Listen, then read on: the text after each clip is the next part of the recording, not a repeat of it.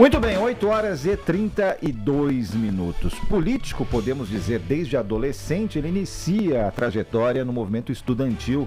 Ainda em Alagoas, participa da luta contra a ditadura militar, é presidente da UNE nos anos 80 e se filia ao PCdoB, legenda que defendeu por boa parte da carreira política, que tem 7 partidos ao todo. Esteve no Executivo e no Legislativo, foi ministro em 4 oportunidades, deputado federal por 6 mandatos, inclusive ocupou a presidência da Câmara. Nós vamos ouvir o pré-candidato à presidência da República, Aldo Rebelo, aqui no nosso estúdio, na TMC. Seja bem-vindo. Como é que vai o senhor? Tudo bem? Bom dia, Felipe. Bom dia aos nossos ouvintes, internautas. Uma alegria, muito obrigado pelo convite. E vamos refletir um pouco sobre os desafios do nosso país, a situação que nós vivemos. Elogiei a elegância para quem está vendo aqui, cachecol, paletó, chapéu. Ele falou que é o frio de São Paulo. É o frio de São Paulo. Vamos esquentar essa conversa, então.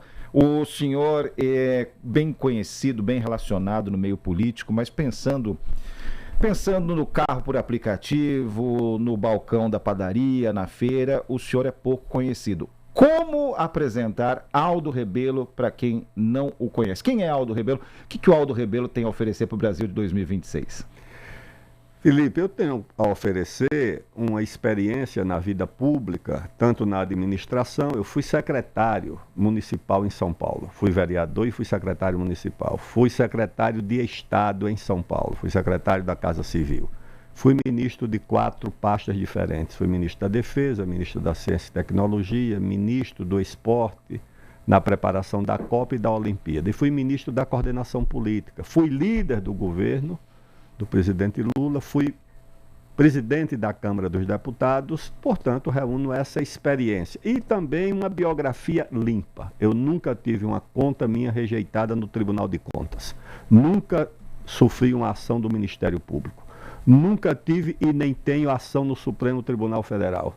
Ou seja, é uma biografia limpa no momento em que o país tem que mergulhar em Banco Master, INSS, já passou por Petrolão, por Mensalão, e creio que uma experiência acompanhada de uma biografia, ficha limpa, é um dado importante no país que vive de escândalo em escândalo e de fracasso em fracasso.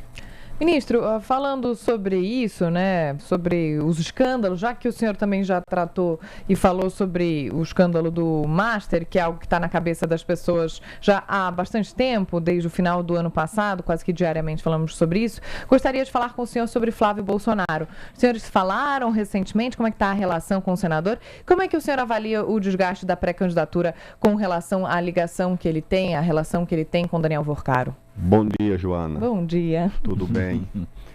Eu conheço mais o pai do Flávio. Fui deputado com o Bolsonaro durante mais de 20 anos e convivemos na mesma comissão. Nós integrávamos na Comissão de Relações Exteriores e de Defesa Nacional. Viajamos juntos muitas vezes pelo Brasil, principalmente pela Amazônia, por conta da nossa presença nessa comissão. Sempre tivemos uma relação muito cordial, embora com algumas diferenças. Esses filhos do Bolsonaro eu conheci ainda quando eles eram crianças, como conheci também a mãe deles, que chegou a ser vereadora no Rio de Janeiro. Portanto, são relações cordiais. Eu recebi esse telefonema, mas não tratamos de política. Tratamos apenas da relação com o pai dele. Perguntei como estava, ele me emprestou solidariedade por conta do problema com o partido, que convidou um outro pré-candidato que ainda não assumiu, mas fez o convite, e não tratamos de política. A ideia de como não tratar não tratamos, simplesmente não tratamos porque ele é pré-candidato à presidência, eu também sou, e estamos, portanto, nesse caminho, sem envolvimento político na conversa. Muito bem. Agora eu vou inserir aqui na nossa conversa a Dani Lima. Dani, bom dia. Bom dia, Joana. Bom dia, Felipe. Bom dia, Aldo. É um prazer falar com o senhor novamente. Queria entender um pouquinho como é que está a situação. O senhor mencionou agora, en passant, a situação no partido, né? No Democracia Cristã. Houve algum tipo de evolução do final de semana para cá no sentido de consolidar ou não a pré-candidatura? Vai haver uma... Quem está te ouvindo pode ter segurança a partir de quando? Que sim, vai poder votar ou não no senhor em outubro? Bom dia, Daniela. Olha, o presidente do DC anunciou um convite ao ex-ministro Joaquim Barbosa, mas o próprio Joaquim Barbosa não se manifestou sobre esse convite. Eu conheço porque já frequentamos a mesma legenda no PSB, que também fez um convite na época que ele declinou poucos dias depois, sem dar nenhuma satisfação ao partido. Então ninguém sabe se o Joaquim Barbosa está no Brasil ou vive lá nos Estados Unidos, não se manifestou sobre isso. Então a pré-candidatura que existe até o momento é a minha pré-candidatura. E se houver qualquer obstáculo a que ela possa ir à convenção partidária, que deve acontecer lá para o fim de julho, começo de agosto, o caminho, como em tudo que acontece no Brasil, é a judicialização. Quando você se filia no partido, você estabelece um contrato, você tem direitos, entre os direitos apresentar uma candidatura a uma função, tanto no Legislativo quanto no Executivo. Mas, nesse caso, eu fui convidado especificamente para isso. Esse convite é público, está nos jornais, que o presidente do DC me fez o convite para disputar a eleição para presidente da República. Eu, num primeiro momento, não aceitei, depois conversamos bastante sobre as condições para que essa pré-candidatura existisse e terminei assumindo a pré-candidatura. Isso é público e isso, evidentemente, estabelece obrigações e direitos que, se a política não resolver, o judiciário é quem tem que apreciar. Mas continuo fazendo a minha agenda de pré-candidato e levando as ideias que são as mais importantes para discutir o Brasil. Isso é o que uma eleição deve oferecer ao cidadão, ideias sobre o Brasil. Falando em ideias, ministro, o senhor é conhecido por defender a soberania nacional desde que o senhor começou na carreira. Então vamos pensar em ideias, e eu coloco aqui uma questão econômica e que tem a ver com soberania também, que é fundamental. Estados Unidos de um lado, China do outro, né? Nós temos uma grande questão geopolítica. Qual que é o papel do Brasil, do setor produtivo brasileiro, do agro brasileiro, enfim? Tirar o melhor proveito dessa disputa. Pragmático. Mas claro, porque o Brasil tem relações muito importantes, tanto com os Estados Unidos, que são o nosso principal vizinho de hemisfério, não é vizinho físico, mas é o vizinho mais influente aqui no hemisfério ocidental. E a China é o principal parceiro comercial do Brasil, é o destino de mais de 1/3 das nossas exportações. O Brasil tem relações com a China também na área de tecnologia. É o país com o qual o Brasil produz e constrói satélites. O Brasil tem, portanto, uma grande responsabilidade em manter relações de cooperação tanto com os Estados Unidos. Os Estados Unidos foram o primeiro país do mundo a reconhecer a nossa independência. Com os Estados Unidos, nós fizemos os maiores acordos e também sofremos as piores consequências dessa proximidade. Então sempre foi uma relação de unidade, de aliança, mas também de disputa e de muita tensão. O primeiro país que ajudou a uma tentativa de dividir o Brasil, de fracionar o Brasil, de fragmentar o Brasil, também foram os Estados Unidos, apoiando a Confederação do Equador lá no Pernambuco, no ano de 1824. 24, é 24. Isso? Uhum. Quando o Frei Caneca, que era o líder da rebelião, foi fuzilado, do lado dele foi fuzilado um cidadão americano, que deu o maior problema diplomático por Dom Pedro I. Então, nós temos que proteger essas duas relações. Quando alguém pergunta, e entre os Estados Unidos e China, nessa disputa, o senhor ficará do lado de quem? Eu digo, do lado do Brasil, que é sempre o nosso lado. O senhor conhece muito bem o Congresso, já foi do governo federal. Na sua análise, a relação entre o Legislativo e o Executivo ultrapassou limites? Claro, porque você tem hoje uma anomalia. Uma anomalia é exatamente a existência dessas chamadas emendas secretas.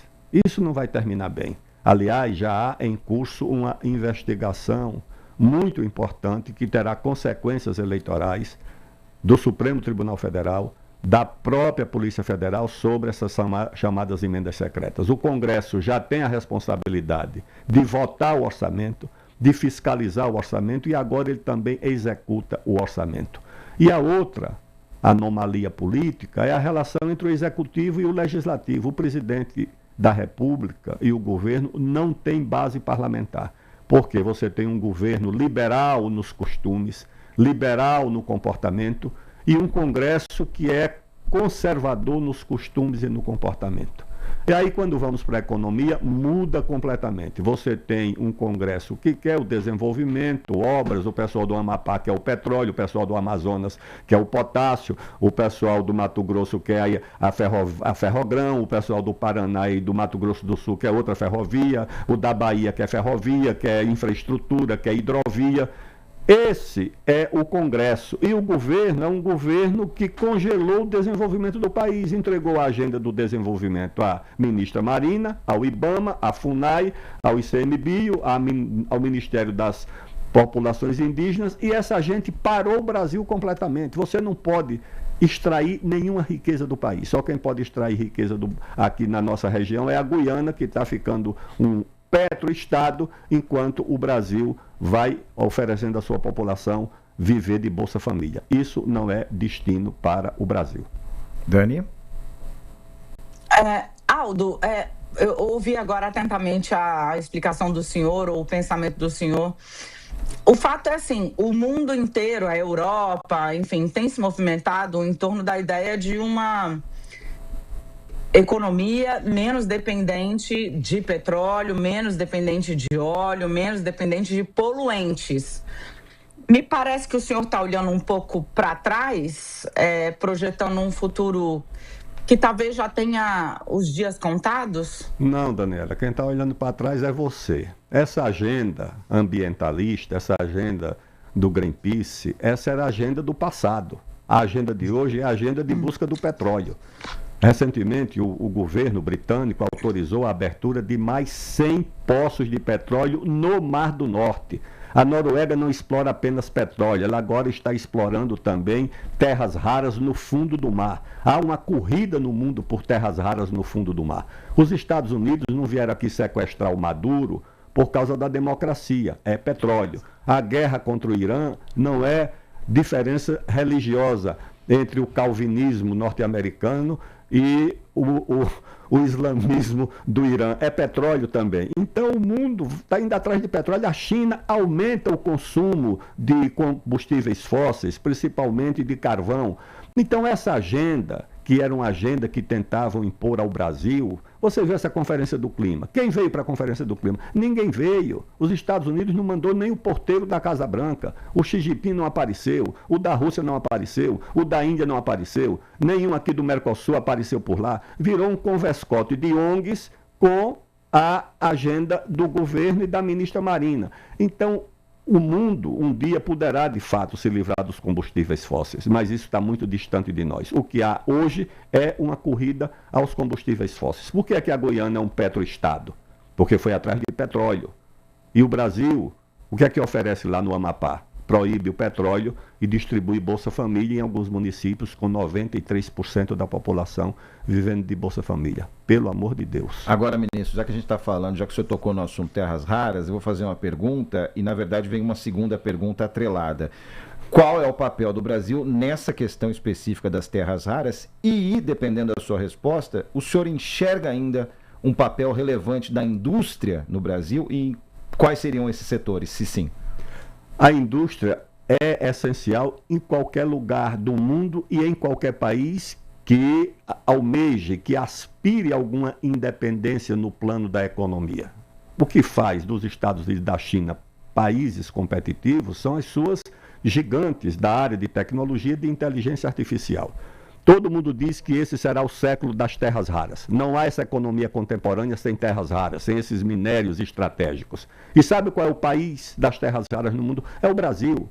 Não é a China. A China apenas apurou um pouco mais de terras raras porque o Brasil só investigou menos de 1/3 do seu território. Então, só uma mina que o Brasil conseguiu licenciar. Poderia ter licenciado 200 dessas, mas licenciou uma. Os Estados Unidos vieram aqui e compraram por 14 bilhões de reais. 14 bilhões de reais na Bolsa de Valores é o preço de uma grande empresa brasileira. Então, o futuro do Brasil é ter nas terras raras o excedente para reindustrializar o país. Isso é um patrimônio que ninguém tem no mundo. Os Estados Unidos não têm terras raras, tem lá menos de 2 milhões de toneladas, precisa desesperadamente disso. A China precisa, a Europa precisa, a Alemanha precisa. Então o Brasil tem que tirar o melhor proveito, emitir títulos em terras raras, criar um fundo soberano de terras raras, antecipar royalties de terras raras. Só há um detalhe: essas terras raras precisam estar disponíveis e não estão. As terras raras não pertencem ao Brasil, elas estão sob o domínio do IBAMA, da FUNAI, das organizações não governamentais financiadas do exterior, do meio ambiente, do Ministério Público. Então, nós não temos essa riqueza à disposição do país. Gostaria de pedir, então, agora, aqui nos encaminhando para o fim da entrevista, as suas considerações finais, por favor. A minha consideração final, ou duas, aliás. A primeira é que o Brasil é um país rico e interditado. É preciso desinterditar o Brasil. Se o Brasil crescer 4% ao ano, explorando a sua fronteira mineral, da agropecuária, da energia, o Brasil embica a curva dos juros para baixo e a relação dívida-PIB para baixo. E no plano político, o Brasil precisa de um governo de união nacional, de conciliação nacional. Não é para apagar diferenças que continuarão existindo, mas para unir o país em torno do que é essencial. O país não tem por que se dividir em torno da agenda da retomada do crescimento, da redução das desigualdades, da valorização da democracia. Olhemos para o passado, para o Dom Pedro II, que criou o Ministério da Conciliação, depois de décadas de guerras civis entre liberais e conservadores. Até que ele chamou o Marquês do Paraná e disse: faça um gabinete unindo os dois partidos em torno de uma agenda do desenvolvimento, da infraestrutura. Foi quando o Brasil começou a fazer ferrovias, foi quando o Império conheceu um período de desenvolvimento e de paz. O Brasil precisa disso, não é acabar com as diferenças, é unir o país em torno da solução, porque os problemas já unem o Brasil. A caristia já une o Brasil. Já une o Brasil. A violência chega para todo mundo, não chega escolhendo ideologia. Então, por que é que a solução também não pode unir o país? Esse é o desafio para quem chegar a se deparar com essa situação no ano que se avizinha. Muito obrigada pela entrevista, obrigada pela disponibilidade de estar aqui no nosso estúdio ao vivo para conversar sobre as eleições deste ano.